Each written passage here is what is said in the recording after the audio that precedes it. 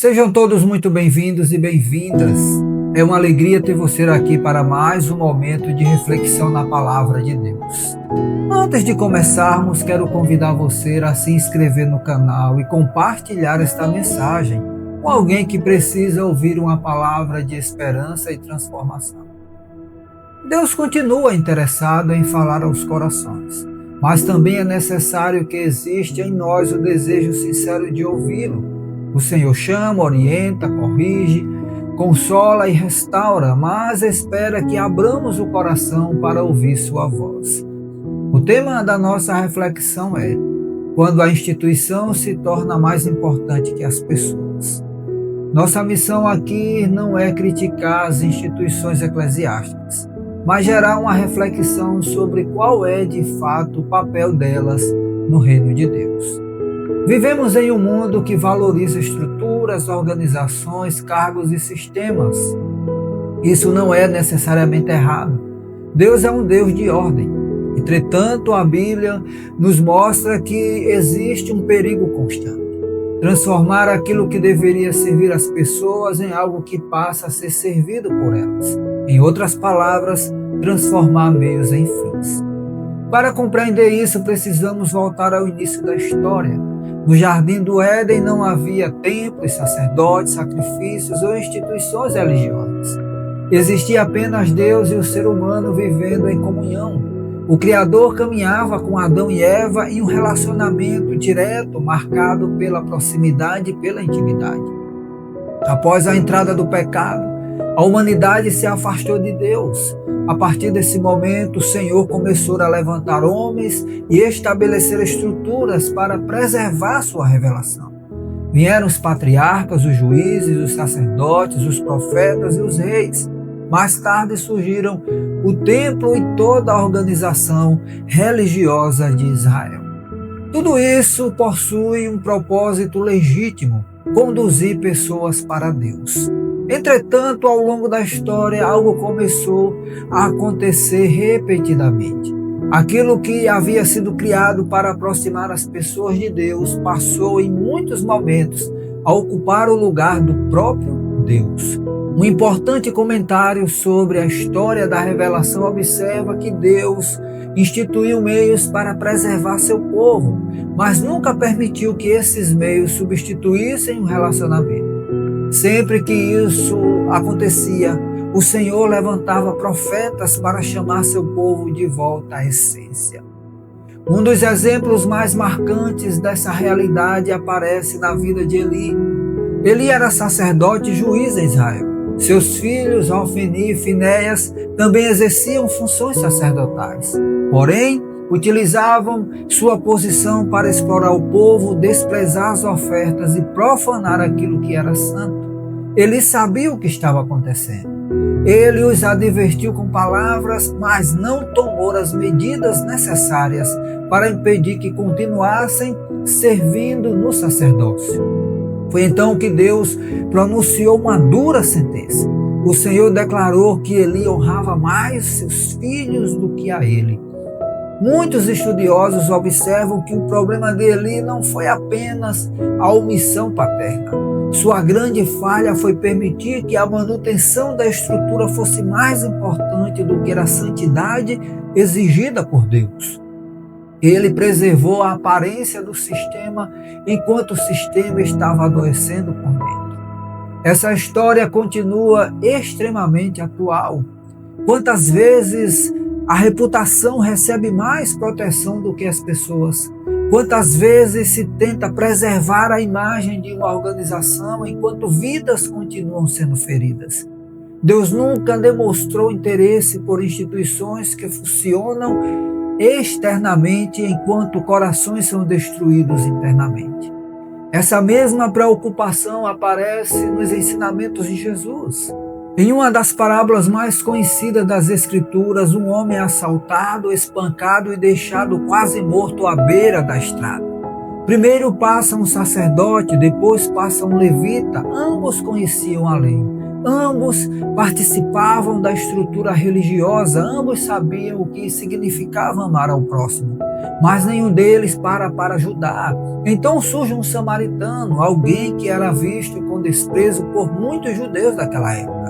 É justamente ele quem interrompe sua viagem, trata as feridas daquele homem, leva-o para um lugar seguro e paga suas despesas. Ao final da história, Jesus não apresenta o sacerdote ou o levita como exemplo, ele apresenta o samaritano.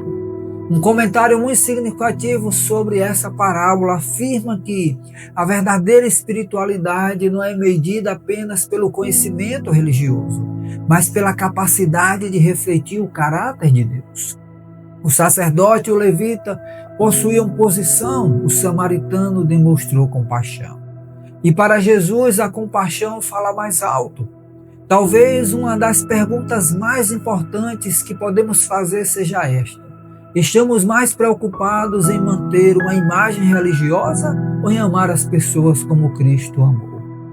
Essa pergunta se torna ainda mais profunda quando chegamos ao capítulo 15 do Evangelho de Lucas.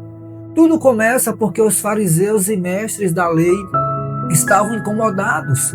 Jesus recebia pecadores, Jesus conversava com pecadores, Jesus comia com pecadores. Para aqueles líderes religiosos, aquilo era inaceitável. Na mente deles, aquelas pessoas já haviam sido classificadas. Eram casos perdidos, eram indignas, eram o tipo de gente que deveria ser evitada. Então Jesus responde contando 3 parábolas. Na primeira, um pastor possui 100 ovelhas. Uma delas se perde. Ele deixa as 99 e sai à procura daquela que desapareceu. Quando a encontra, coloca sobre os ombros e volta para casa cheio de alegria. Na segunda parábola, uma mulher possui 10 moedas de prata. Ao perder uma delas, acende uma lamparina, varre a casa cuidadosamente e procura até encontrá-la. Quando finalmente a encontra, chama as amigas para celebrar. Na terceira parábola, um jovem exige uma herança antecipada, abandona a casa do pai e desperdiça tudo vivendo de forma irresponsável. Depois de perder seus recursos, sua dignidade e sua esperança, decide voltar para casa.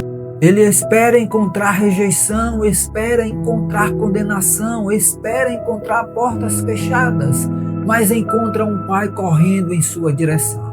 Antes mesmo que consiga concluir seu pedido de perdão, é abraçado, beijado e recebido novamente como filho. Essas 3 histórias possuem a mesma mensagem.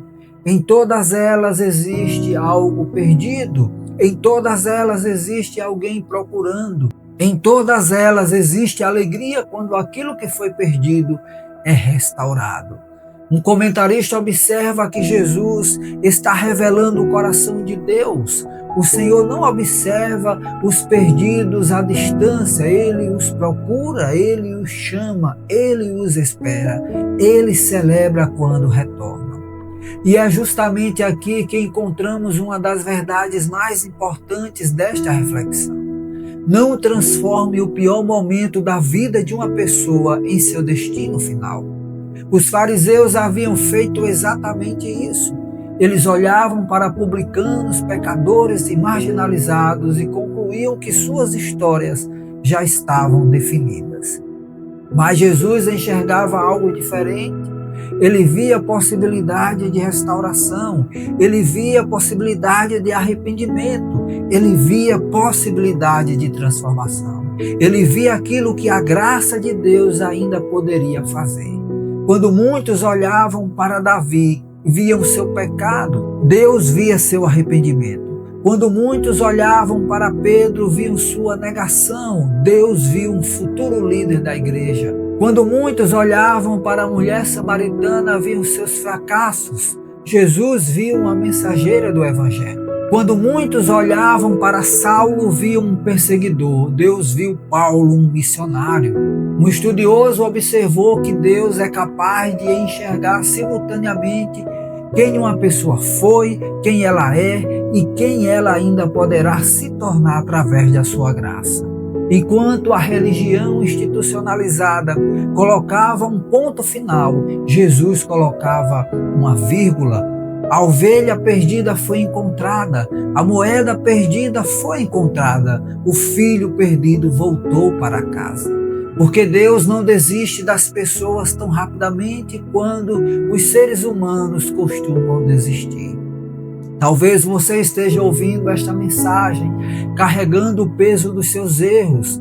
Talvez existam pessoas que continuam definindo você por um fracasso do passado. Mas o Evangelho anuncia uma verdade maravilhosa. O pior capítulo da sua vida não precisa ser o último capítulo da sua história. A graça de Deus continua escrevendo histórias de restauração e da mesma forma que o pai correu ao encontro do filho pródigo, Deus continua correndo ao encontro daqueles que decidem voltar para casa. Ao longo do seu ministério, Jesus demonstrou esse mesmo coração em inúmeras ocasiões. Uma delas aconteceu quando curou pessoas no sábado. Para muitos líderes religiosos, o problema não era a dor daqueles homens e mulheres, o problema era a violação de suas tradições. Então Jesus declarou: o sábado foi feito para beneficiar as pessoas e não as pessoas para beneficiar o sábado. Marcos 2:27. Essa frase revela um princípio que atravessa toda a Bíblia.